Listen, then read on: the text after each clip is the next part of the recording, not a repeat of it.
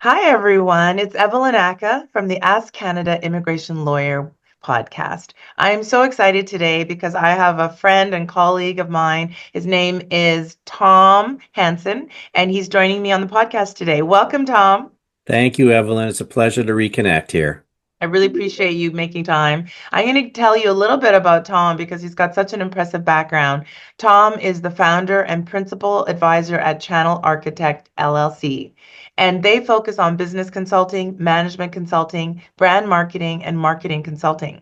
Tom is a seasoned global trade strategist with over 30 years of experience developing and leading international market expansion and commercial diplomacy initiatives.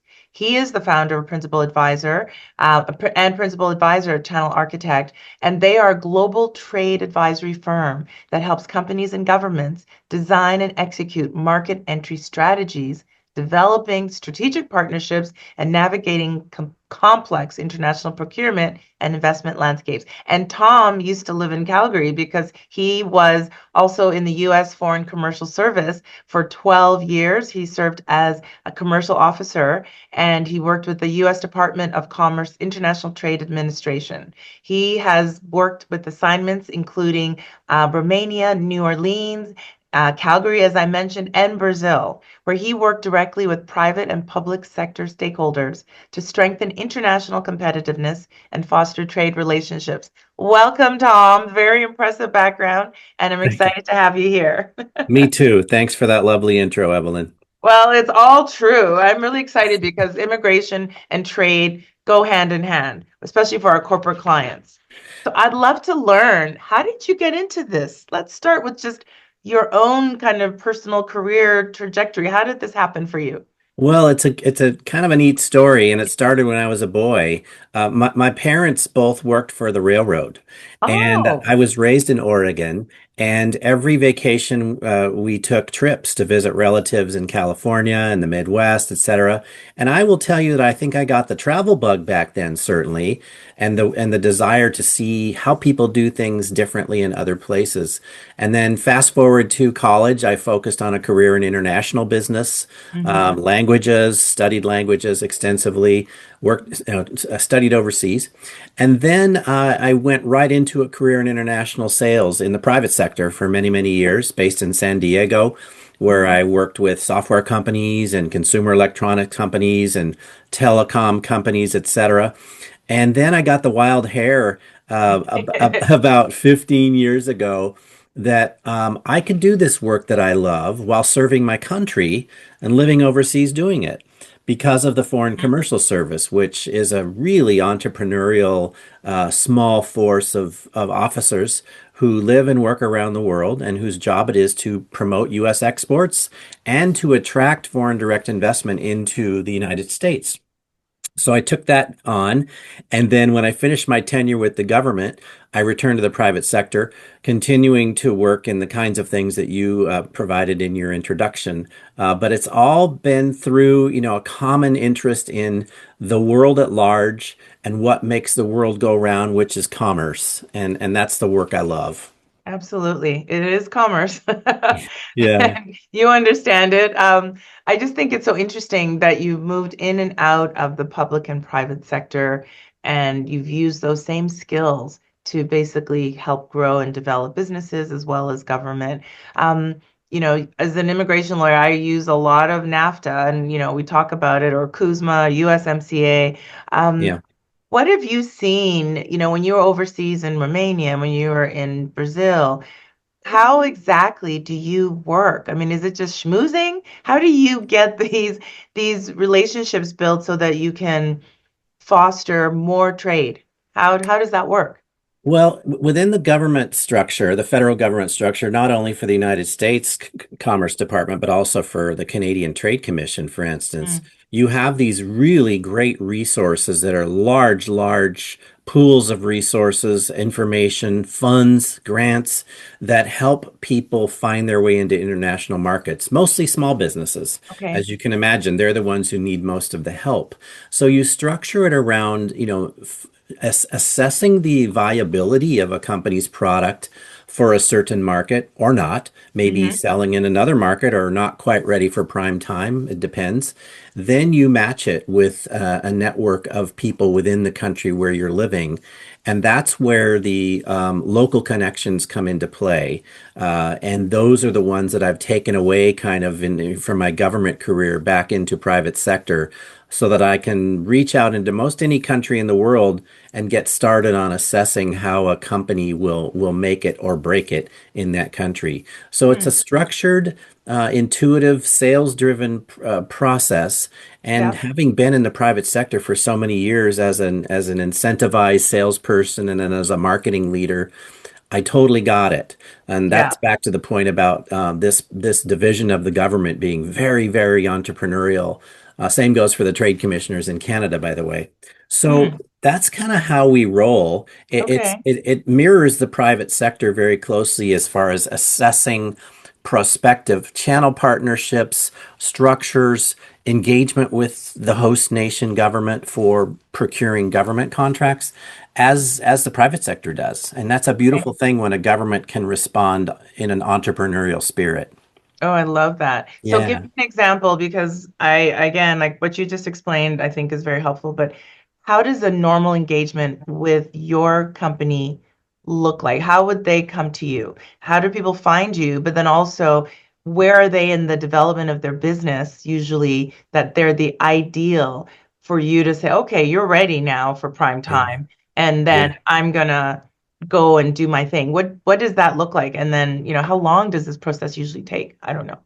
Well, it's a great question, Evelyn. I tend to hone in on small to mid-sized companies, Mhm. anywhere from 5 million to 50 million US revenue annually, who already have dipped their toe in the waters of international trade, but now their leadership needs guidance on what it means to form partnerships and how to pursue government contracts. So that's who I'm on the lookout for. And then in Okay. my network, you and I have met through professional networks Mhm. previously, plus the networks that I have in those countries in which I've served and my fellow former diplomats.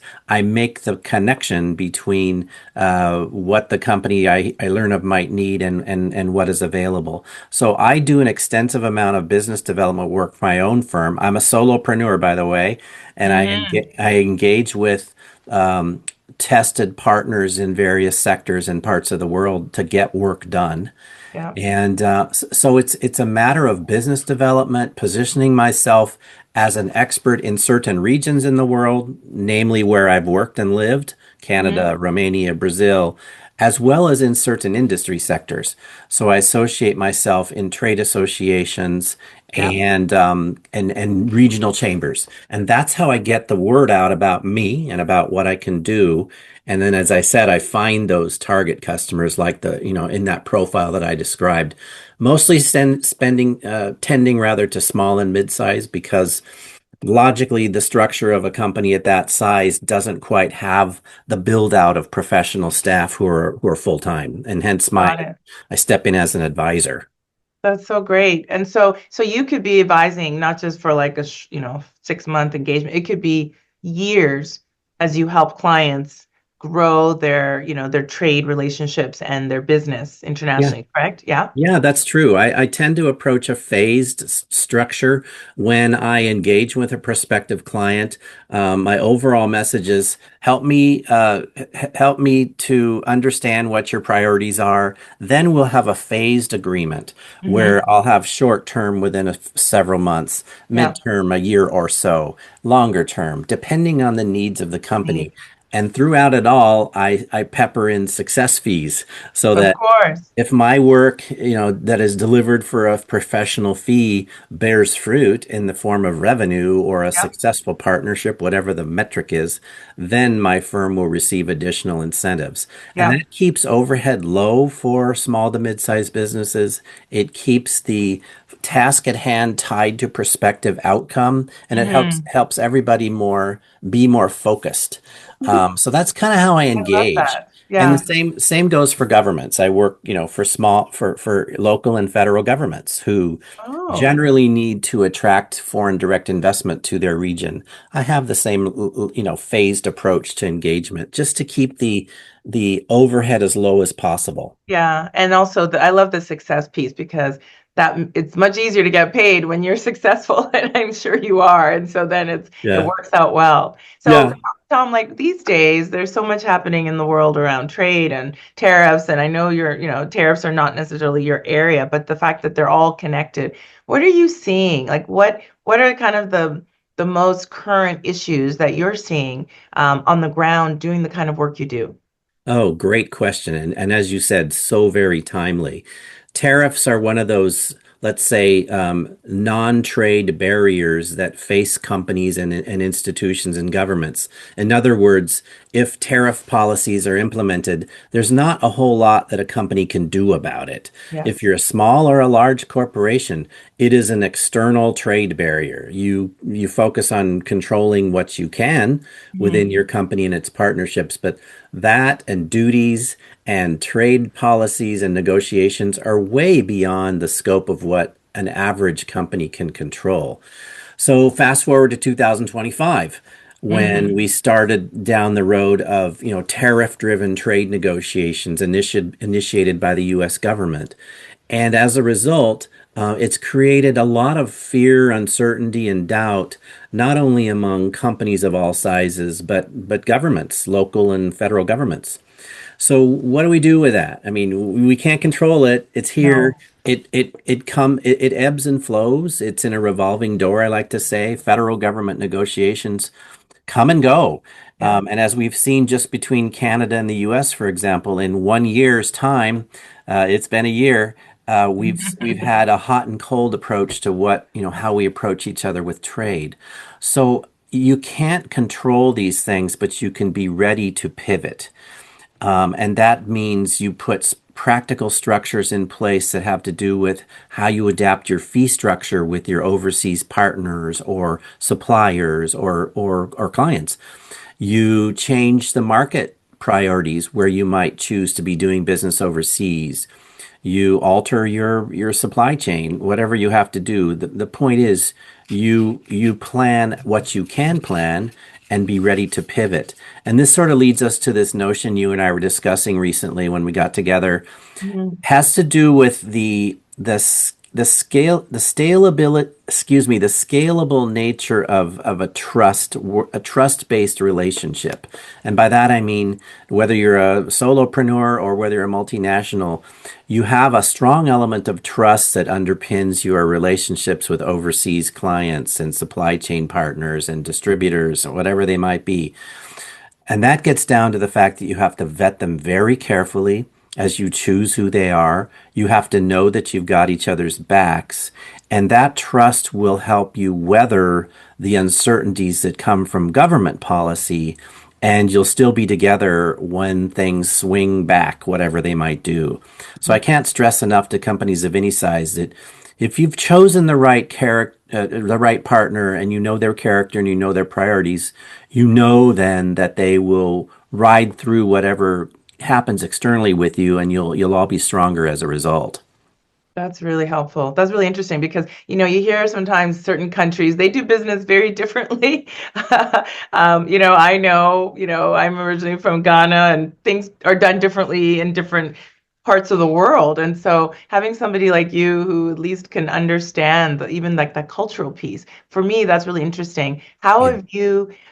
Have you, Tom, really developed that cultural sensitivity or that cultural awareness? Because you can't walk into one country and do the same kind of deal or communication style, or, as you would do in Japan versus China or versus Nigeria or whatever. How have you learned that skill? Because that's probably a critical piece also of your success.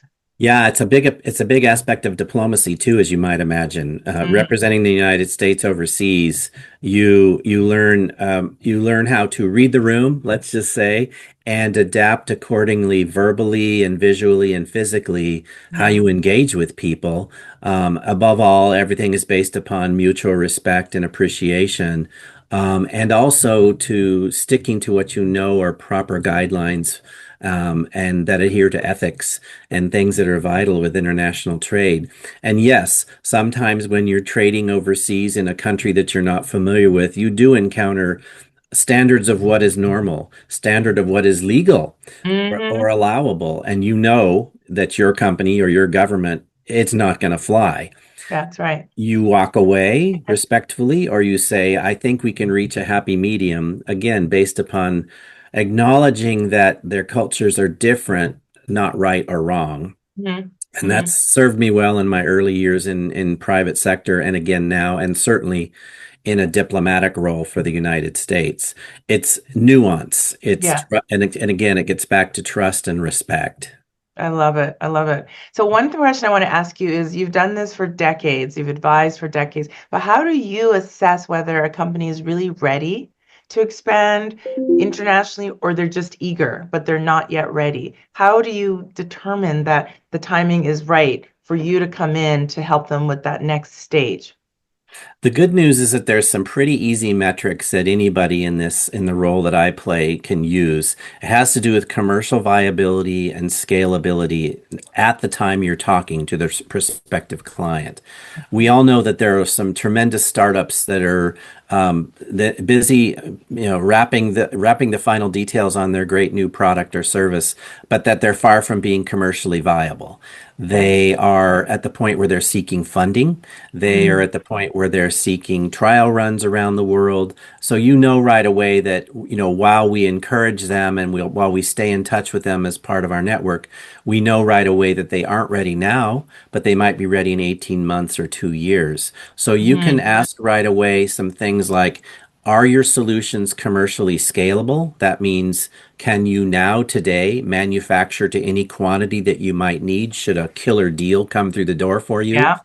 Are your professional services or the technology that you develop able to be sold or offered in another country? Are there restrictions in that destination country, like data privacy or certification or regulation, that you're able to overcome?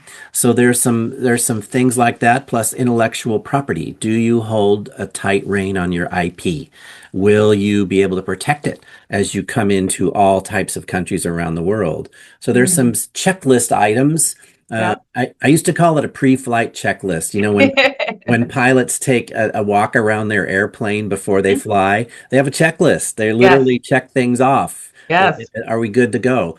And a lot of it has to do with buy-in from the C level at companies, the executive level, and the investors. Are they ready to commit, for a long range trip into the international world? So Yeah. that's kind of where we see things to start with is, follow checklists and assess viability. Hmm. Hmm. Have you seen, I'm sure you've seen a lot, but have you seen where it hasn't gone well, where people have made the effort to try to get out there and then reputationally something has happened or trust has happened? Like, I know you can't say anything specific, but I'd love to hear maybe one or two examples of that because I Yeah. want our listeners to understand like how this can go wrong, even if you have the best advisor, if the company is not doing what's good for their reputation or following with the trust and honesty, perspective. Yeah, yeah, I can. There are a couple of situations that describe how a really, well-run, well-managed company run by really smart and ambitious people can stumble when they Hmm. try to reach international markets. I've got a program that I'm running right now for one of the state governments in the United States for developing export strategies for their small businesses to Canada, as it turns out. Great. And so what I'm doing is as I recruit and train these small businesses, I'm learning that in some cases they're coming to me and saying, "I'm so glad I'm in your program, Tom, because we tried it once and stumbled. Oh. We chose the wrong partner who ended up not to share our zeal for working hard, or they met, competitive threats and folded, or they were, offering competitive lines, or they just didn't have the chops they said they did." Hmm. So you have an example right now of where we're kind of helping with version 2.0 of market entry in Canada. And again, there's nothing wrong at all with the companies who we're advising. It's the fact that that partner selection did not meet their expectations. I think that's probably the number one problem that small and mid-sized Mm. businesses face is throwing their eggs in a basket that doesn't turn out to be what they Doesn't turn need. out. So due Yeah. diligence is really, really important, and you try to get Yeah. as much information as you can about who Yeah. that potential partner would be. What kind Yeah. of products, like, obviously, professional services, I wouldn't think would be something that you'd be doing trade with. What kind of products, just high level, are they manufacturing? Are they, what, I'm just wondering about that. That would be the kind of client that you would work with. Yeah, manufacturers lead the way just Okay. because it's a concrete example of something that's going to come out into the market and needs to physically get somewhere. And so that Mm-hmm. creates a lot of services channels that you will need, everything from physical transport to translation to certification to stocking and reselling. So Okay. manufacturing leads the list of people that I generally work with. Then, to your point, there are professional services that can actually be exported, but in your line of work, you may know this even better than I. Sometimes there's obstacles in the fact that there are loyalties to professional services providers in the destination country that outperform anything that you might offer as a professional service provider, no matter how awesome you are. And then you get into technology, which is not necessarily a manufactured good. It's a product, but it's Yeah. a generated set of technology that forms a product, software as a service, Yes. any kind of back office inventory control, you name it. And this applies to all industry sectors. I mean, you name it. And so manufacturing leads the way in my focus, Yeah. followed by technology that is in the form of products and related professional services. That's great. That's Yeah, great. yeah, Well, I'm interested because we're going to be seeing the renegotiation of yeah, Kuzma USMCA, and I use it in my work every day as yeah, a cross-border immigration lawyer, and I'm watching it. What are your thoughts? I mean, obviously you're not a part of the negotiations, but you've been involved with trade and treaties and doing yeah. business internationally. Do you have any ideas of what you think is going to happen, or because we want to keep our relationship with the United States. I hope Yeah, they still want to keep the relationship with us, we but do. it looks like it's changing from maybe being a multilateral to bilateral kind of engagement between Canada, Mexico. Who knows? What are your thoughts? Yeah, we are all reading so much, and in the past year since the Trump administration has come in, we've seen a lot of it. And at one point this summer, frankly, Evelyn, I was wondering if the agreement would even survive. Yeah, I thought it was literally going to be torn up. yeah. However, I've been watching and waiting for several years now because USMCA CUSMA, as it's Hmm. called in Canada, was renegotiated during the first Trump administration from Yeah. USMC from NAFTA. But all along, I've been waiting and watching with anticipation in a positive way because this year, 2026, when Canada, Mexico, and the US sit at the table, there's going to be some really amazing negotiating teams representing Mexico, Canada, and the US. So it is not going to be a matter of what is it the United States wants? Okay, we'll do it. It will be what do we all three need to do to ensure seamless movement of goods and workers Hmm. and the supply chain and the finished goods, agriculture, you name it, between the three countries. Yeah. And there are some interesting new things like set asides for small businesses. How will a small business in Mexico collaborate with a counterpart in Canada? Yeah. And anything in between. So that's an exciting thing that I'm looking forward to for the CUSMA USMCA renegotiation, TMEC as it's called in Mexico, I believe.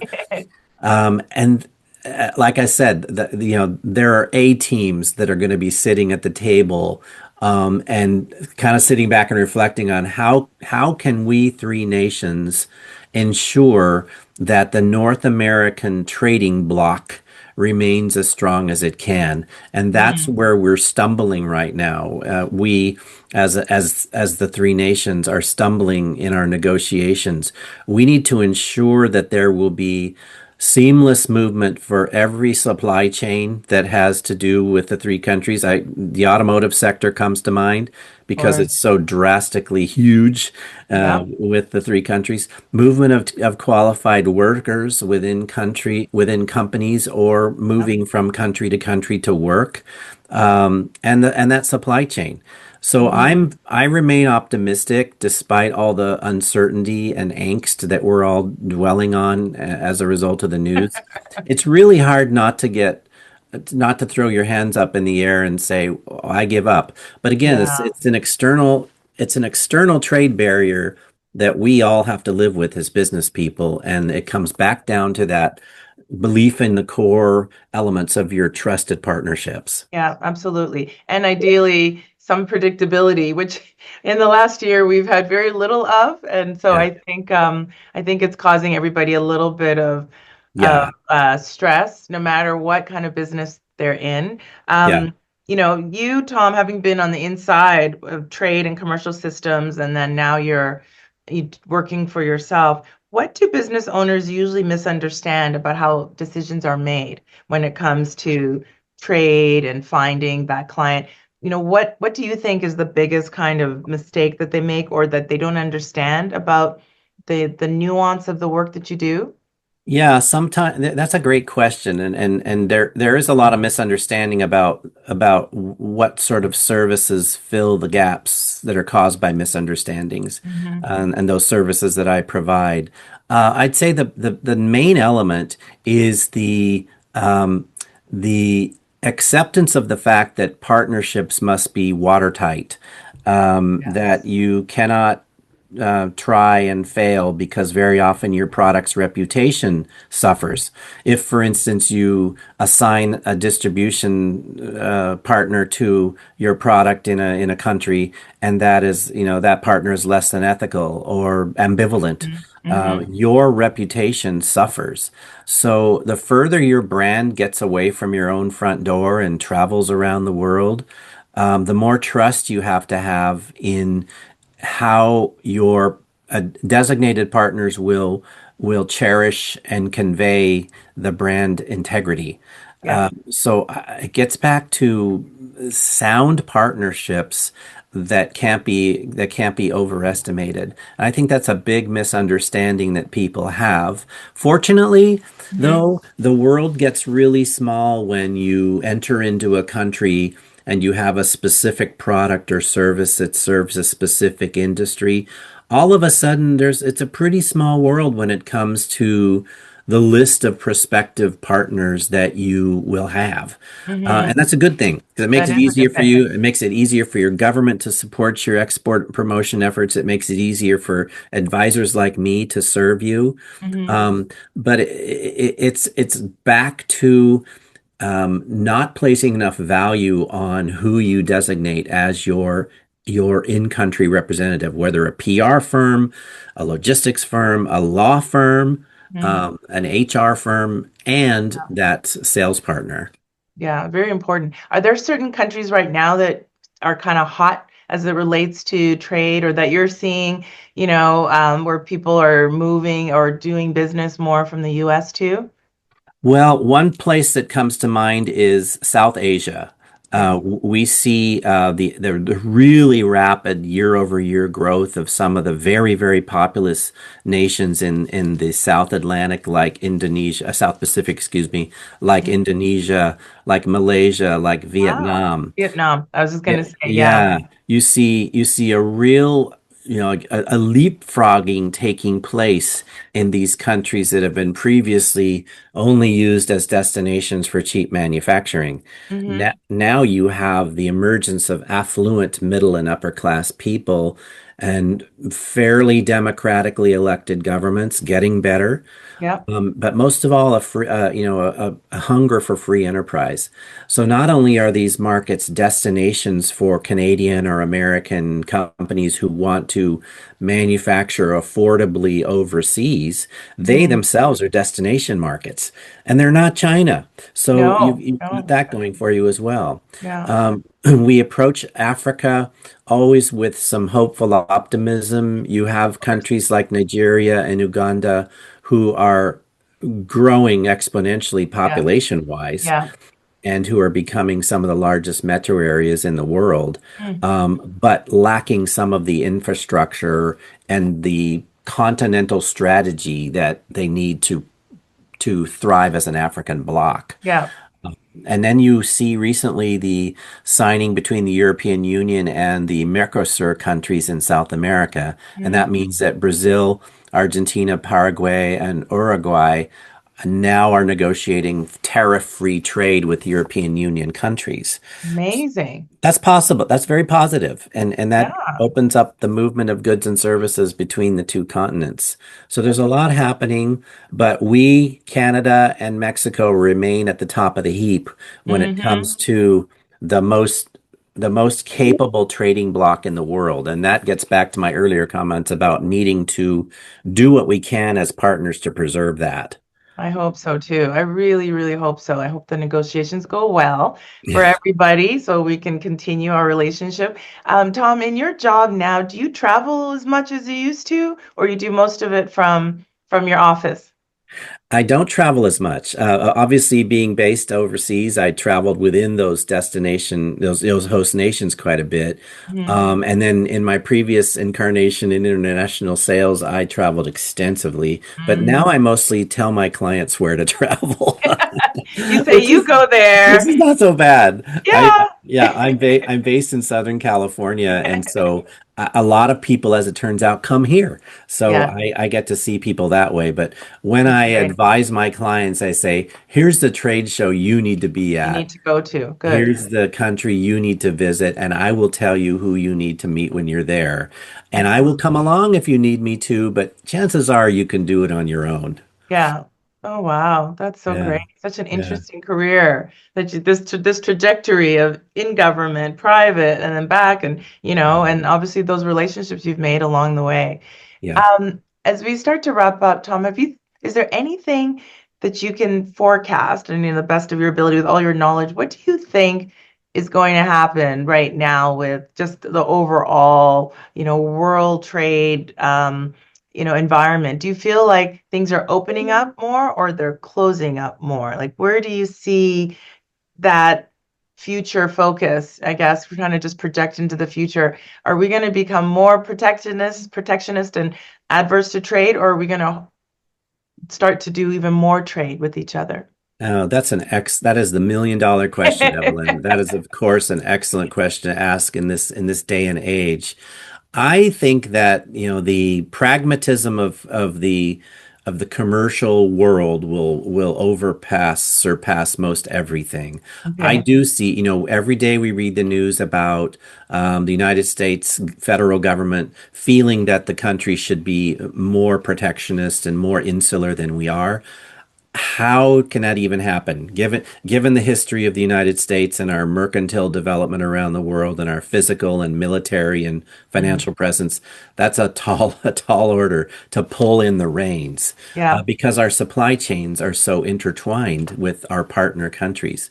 So I think that even though there's stated intent that it's easier said than done, I do like what I'm seeing. Prime Minister Carney headed over to China last week Mm. and, strengthened the relationship between the two countries. And I don't think that's a bad thing, sitting here as an American business person, because I think that the Prime Minister did everything he could to preserve the vitality of Canada's agribusiness trade. Yes. He's making sure that that amazing flow of goods that's leaving Canadian prairies will make it to the Asian markets as it's been doing for years. Growing So population. It's crazy. yeah, so you're seeing a lot of variance on trade relationships. Agreements are another thing altogether, but trade relationships are fluid. You don't need a lot of time to set them up. You can sign Mhm. memoranda of understanding between a state and a country or two countries, and that's cool. That lays the groundwork and ensures some government support. But really, you have to. What I think we're seeing is trade associations and chambers and Mhm. business and financial leaders in every country around the world are counseling their federal governments to keep the doors open, because the logic tells you that the biggest way to grow your company's revenue and therefore your jurisdiction's revenue is through international trade. Yes. You have to have it to thrive and to grow, and we are used to it to the point where I don't think it's going to go away. Good. I feel good about that. Thank you Yeah. so much. Wow, Tom, this has been a really interesting conversation, and I know that it'll probably lead to some more discussions as we watch what's happening this next year. It's going to be quite a pivotal year for Kuzma and USMCA. And I want to thank you so much for your time and your expertise. And we'll be sharing all your contact information. And so, for our wonderful listeners, again, Tom is the founder and principal advisor at Channel Architect. He is focused on trade and helping businesses expand their operations and their networks and business overseas. And if anybody's interested, we'll have all his contacts in the show notes. Feel free to reach out to him directly. And I just want to thank you so much, Tom. This was so enlightening. I think your job is so cool. I really enjoyed talking with you again, Evelyn, and your perspectives are invaluable on what makes the world go around as far as the timely and fluid movement of people where they need to go and be. Wow, I think we work well together, and I hope that if there's an opportunity for me to send a client your way, you know I will. I've learned more about how you work, which is really important as well to our listeners. So wishing you all the best and a wonderful 2026. Thank you so much. I Thanks, appreciate it. Evelyn. So Okay. long.